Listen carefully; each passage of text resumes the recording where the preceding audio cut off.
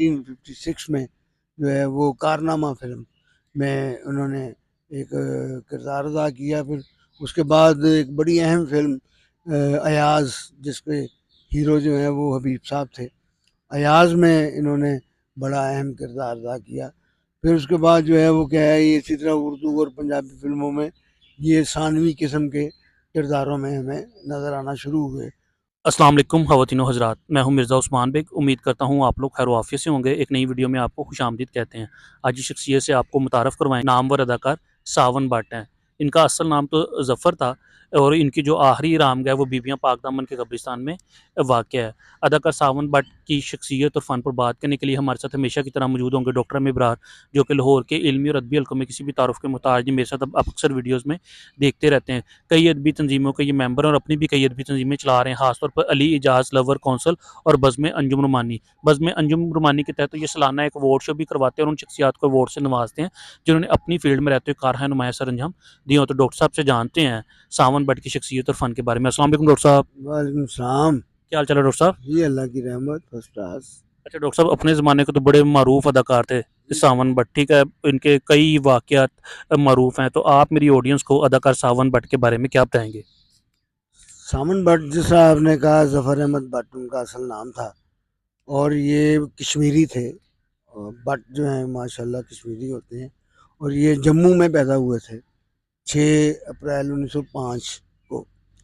और ये जवानी में ही इनका बड़ा ज़बरदस्त जिस्म था और उस वक़्त जो है ये हालात ये होते थे कि ये जो हमारा जो केपीके हो गया या कश्मीर हो गया, यहाँ के जो लोग थे जो बड़े तनोमंद होते थे, ये मज़दूरियों के लिए ये कराची आ जाते थे।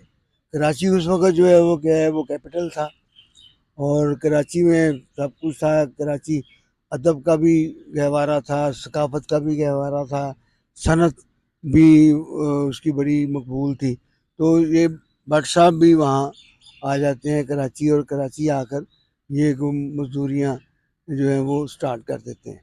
तो फिर उनकी जो जिस्म था वो बड़ा ही यानी ताकतवर था और जो है वो फिर लोग कहते थे कि भट्ट साहब तुसी फिल्मां 'च क्यों नहीं आंदे? तो फिर भट्ट साहब जो है वो फिर 1956 में जो है वो कारनामा फिल्म में उन्होंने एक किरदार अदा किया। फिर उसके बाद एक बड़ी अहम फिल्म अयाज़, जिसके हीरो जो हैं वो हबीब साहब थे। अयाज़ में इन्होंने बड़ा अहम किरदार अदा किया। फिर उसके बाद जो है वो क्या है, ये इसी तरह उर्दू और पंजाबी फ़िल्मों में ये सानवी किस्म के किरदारों में हमें नज़र आना शुरू हुए। और फिर बेशुमार फ़िल्में हैं जो ये करते चले आए, लेकिन इनको जो शोहरत मिलती है वो 1965 की फ़िल्म मलंगी से मिलती है। मलंगी जो है वो मल्टी कास्ट फ़िल्म थी। उसमें मेरे ख़्याल से शायद ही कोई आर्टिस्ट हो जो ना होगा। उसमें अकमल हैं, उसमें यूसुफ़ खान हैं, मदर शाह हैं, मुनव्वर ज़रीफ़ हैं, रंगीला हैं, सिक्केदार हैं, सावन हैं, तालिश हैं, इलियास कश्मीरी हैं। तो इस तरह जो है वो क्या है, वो एक पूरी पैकेज थी वो फ़िल्म। और उस फ़िल्म में जो है वो इनका बड़ा अहम किरदार था। जो सावन है ये असल में जो है वो टाइटल आम तौर पर होता है ना कि एक जो हीरो होता है, हीरो को टाइटल मिलता है। लेकिन ये एक ऐसा कैरेक्टर एक्टर ये सावन हमारी फ़िल्म इंडस्ट्री का रहे हैं कि जो कैरेक्टर एक्टर होते हुए इनको टाइटल मिले हैं। जिस तरह जिगरी यार फ़िल्म जो है वो इनको टाइटल मिला। फिर उसके बाद आशू खान में इनको टाइटल मिला। और फिर सबसे जो उनकी टाइटल के लिहाज से जो फिल्म है वो खान चाचा। और खान चाचा में तो इन्होंने कमाल कर दिया ना। खान चाचा तो इनकी ज़िंदगी की बेहतरीन फिल्म है। खान चाचा जो है वो इनको शोहरत की बुलंदियों पर ले गई। और खान चाचा के बाद जो है वो क्या है, वो समझ लें कि ये इंडस्ट्री की ज़रूरत बन गए थे। तो इससे पहले भी लंगोटिया फिल्म में इनका बड़ा शानदार किरदार था। उससे पहले ज़ैलदार का भी इन्होंने टाइटल किया था। तो ज़ैलदार हो गई, जिगरी यार हो गई, आशू खान हो गई, खान चाचा। तो ये इस तरह जो है ना ये समझ लें कि टाइटल में एक करेक्टर एक्टर जो है वो टाइटल के तौर पर जो है वो जब आया तो वो एक नया ट्रेंड था। फिर इनके ऊपर गाने बड़े अच्छे अच्छे पिक्चराइज हुए, बहुत मकबूल गीत है ए नगरी दाता दी सजनों, और वो उनके ऊपर पिक्चराइज हो, टांगे के ऊपर वो गीत है, वो बड़ा शानदार पूरे लाहौर की सैर है, और जो पूरे लाहौर में औलिया कराम के मज़ारात हैं उनका तस्करा है उस गाने में। तो फिर मैं ये समझता हूँ कि सावन ने समझ ले राज किया है। हालांकि उस वक्त जो है वो बेशुमार विलन थे, उस असलम परवेज थे, उस वक्त मुशफ़क़ रैशी भी थे, उस वक्त जो है लियाज कश्मीरी थे, तालिश भी थे, लेकिन इनके होते हुए इन्होंने अपना एक मकाम बनाया। फिर कुछ हो जाते हैं, कोई इंसान के अंदर अकड़ आ जाती है, फिर कुछ मुआवजा इन्होंने बढ़ा दिया, अपना इतना मुआवजा बढ़ा दिया कि वो हीरो से भी ज़्यादा इन्होंने मुआवजा तलब करना शुरू कर दिया। तो फिर वो थोड़ा सा फिर फिल्म साजों ने इनसे गुरेज किया, और जब गुरेज किया फिर वो इनका जिस्म भी ढल गया, फिर इनकी उम्र भी ढल गई, फिर ये जो है वो काम के लिए जो है वो जिस जैसा तैसा भी कैरेक्टर होता था वो उसके लिए जो है वो क्या है वो ये डायरेक्टर को कहते थे कि जी मुझसे काम लिया जाए। फिर वो छोटे छोटे किरदारों में भी ये आए, लेकिन कुछ फिल्मों में उस वक्त भी, जैसे वोटी दा सवाल है फिल्म 1982 में आई, उसमें ये जो है एक मेन विलन के तौर पर मौजूद थे, ये आलिया के बाप बने थे। तो और भी बेशुमार फिल्में हैं जिनमें ये मेन के तौर पर आए, लेकिन ज़्यादातर ये फिर जो है वो क्या है छोटे छोटे सानवी किरदारों में ये आए, और फिर ये अच्छे दिनों को याद करते थे। जब फिल्म में एक सीन या दो सीन होते थे तो ये फिर बैठ कर याद किया करते थे कि ऐसी फिल्में भी होती थी जो शुरू मुझ पे होती थी और ख़त्म भी मुझ पे होती थी।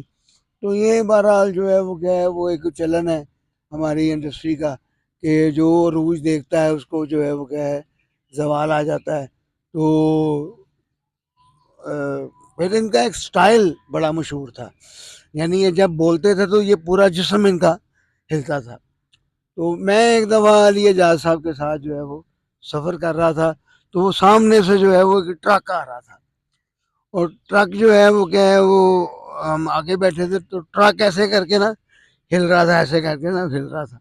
तो मैंने कहते नहीं लगता यार सावन आ रहे हैं, ठीक है, तो ये वो उनकी पहचान थी। तो ये पूरा जो है वो क्या है अपना जिस्म जो है वो हिलाते थे। और फिल्म भी देखें जब एक स्टाइल होता है, एक जब फिल्म भी चाहता था कि यार ये कब जो है वो क्या है सामन साहब ने आना है और कब सामन साहब ने कहना और पूरा अपना जिस्म जो है वो क्या है हिलाना है, तो वो उनका ये टाइटल यानी अंदाज वो बड़ा मकबूल हुआ। फिर इन्होंने जो जज्बाती ख़ास तौर पर जो खान चाचा का जो वो गाना है तियां ते तन पराया वे बाबला तू प्यार क्यों है ना पाया वे बाबला, तो ये पीछे दरवाजे के पीछे ये जो एक्सप्रेशन दे रहे हैं एक बाप के जो एक्सप्रेशन दे रहे हैं वो देखने के काबिल है। तो मैं ये समझता हूँ कि ये एक फुल पैकेज कैरेक्टर एक्टर थे, और इनकी जितनी यादगार फिल्में हैं वो बहुत ज़्यादा हैं।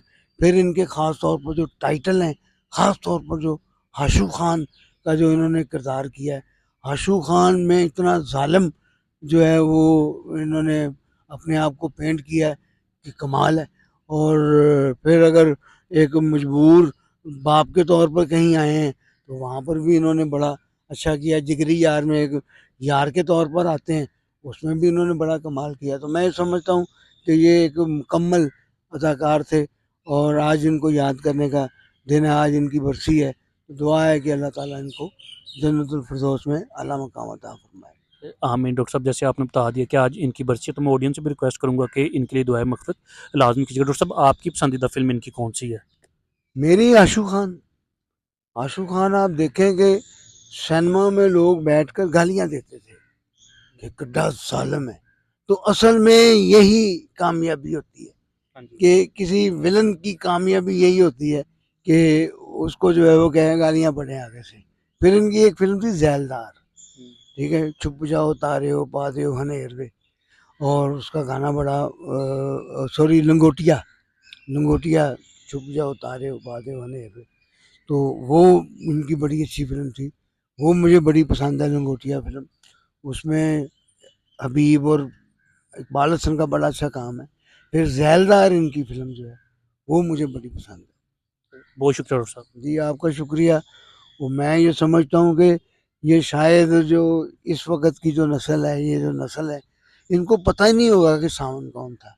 यानी आशू खान कौन था, खान चाचा कौन था, ज़ैलदार कौन था।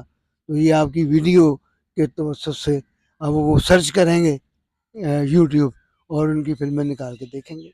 ये आपकी बदौलत डॉक्टर साहब, आपका जो नॉलेज जो आप ऑडियंस के साथ शेयर करते हैं, असल मकसद हमारा यही है, जब किसी की सालगिरह बरसी है तो एक छोटा-सा ट्रिब्यूट हमारी तरफ से आए। ये उन फैमिलीज़ के लिए भी होता है, मतलब उनकी फैमिली के लिए भी, कि हम इन लोगों को भूले नहीं है। ये हमारे स्टार थे, चाहे उनका किसी भी शोबे से ताल्लुक था, कोई उस्ताद है, कोई सहाफ़ी है, या कोई फ़िल्म इंडस्ट्री से वाबस्ता है, या कोई गुलूकार है, कोई भी शख्सियत है। असल मकसद हमारा नौजवान नस्ल से इन शख्सियात को मुतारफ़ करवाना है। इनकी जो आखिरी आरामगाह है वो बीबियाँ पाकदामन कब्रिस्तान में वाक़या। आपको आज की वीडियो कैसी लगी, कमेंट सेक्शन में हमें अपनी कीमती राय से लाज़मी आगाह कीजिएगा। अपने मेज़बान मिर्ज़ा उस्मान बेग और डॉक्टर अमी इब्रार को इजाज़त दीजिए।